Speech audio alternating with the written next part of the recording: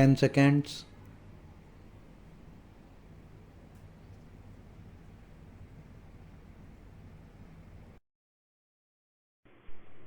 Sir, the budget has been variously described and criticized as one that increases the burden of the common man, one which gives concessions to the rich and encourages foreign investments.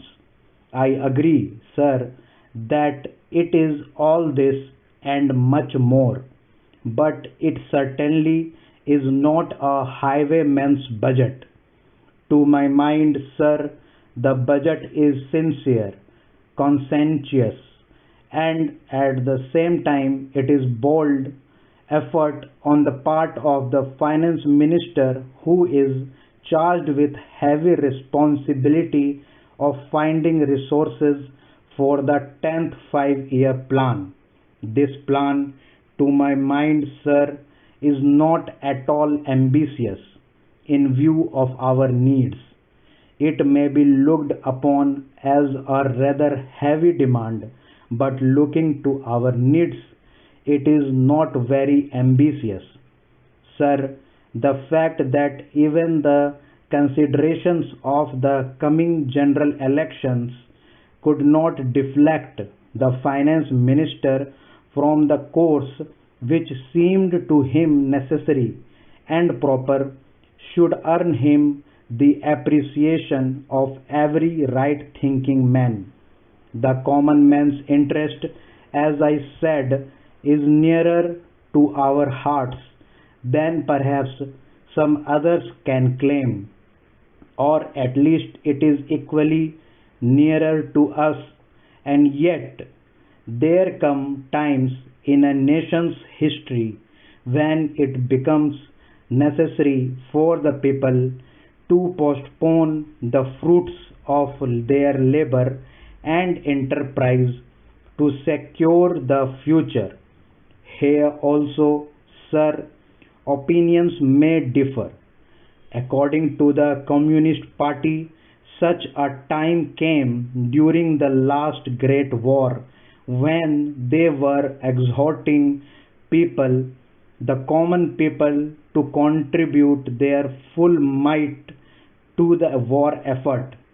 According to us, however, sir, we are passing through such a time at the present moment, and I have no doubt that the common people appreciate this position and will willingly tighten their belts, contribute their full might, and will surely return the Congress to power, having full confidence in the future and looking to a future where their posterity will be assured of a far better social and economic order. Who, sir, does not sympathize with the difficulties of the common man? As a matter of fact, most of us come from that class, and I am sure the finance minister would have liked to do away with some of the levies. None would have been happier if he could have done without these new levies. But there are, sir, certain very imperative limitations. We are passing through a critical period. Sir, it may not be necessary to continue these levies for a long time. Rather, I am inclined to think that before long it may be possible to give up some of them at least. I have very valid reasons to think so. Our public undertakings are coming to their own, and some of our important irrigation and power projects have just been completed.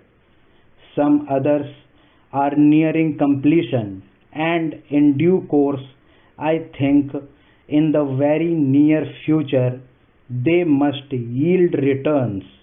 This will go a long way to lighten the burden of the common man. We might, sir, also resort to some other ways. I suggest that we might take to public trading in some specific items of export and import. That would also certainly go a long way and help us. The private corporate sector has been steadily growing and has been developing capacity.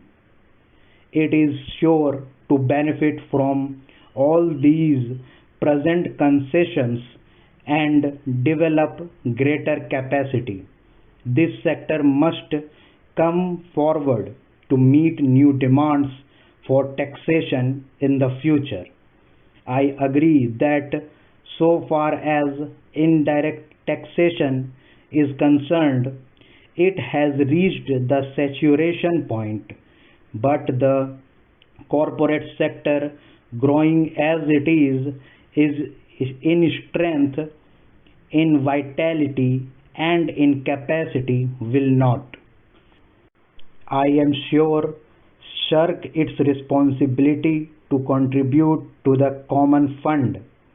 I wish, sir, the committee which had been appointed to go into where the additional national income had gone had entered upon its labors a bit earlier and had made its findings available to us.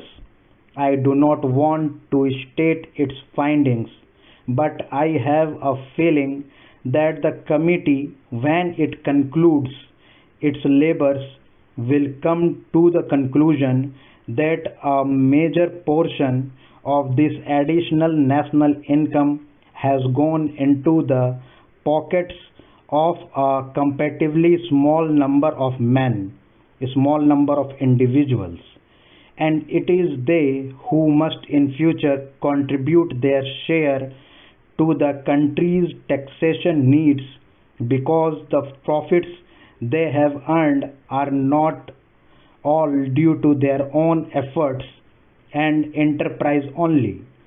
To a very large measure, they are the result of the economic policies of the government and due to certain other circumstances to which they did not contribute anything. Therefore, there is ample justification for the two taxes, the capital gains tax and the excess profits tax. I need not go in detail into all the reasons that my honorable friend has explained earlier so lucidly, but I must say that I entirely agree with them all. Having said this, I would like to say a few words about allocations which have been made to the various ministries in the budget.